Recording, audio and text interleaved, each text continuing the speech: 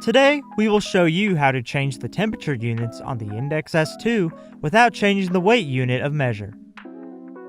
Begin by turning your scale over and locating the battery door and reset button. Then, remove the battery door.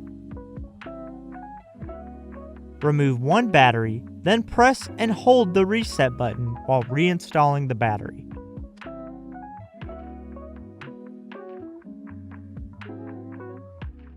When the scale turns back on, you will see a diagnostic screen. Press the reset button 2 more times. You will see the temperature unit screen. Press and hold the button until the unit changes to your preferred unit. After the temperature unit is changed, set the scale down and allow the display to turn off. This can take up to 30 seconds. Use your foot to sharply tap the scale to wake it up, but do not stand on the scale. Allow the scale to go to sleep again. After the scale goes to sleep, you can wake it up again and use it as normal.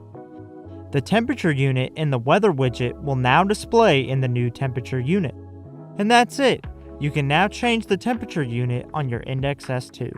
Thanks for watching. For more help, please visit support.garmin.com.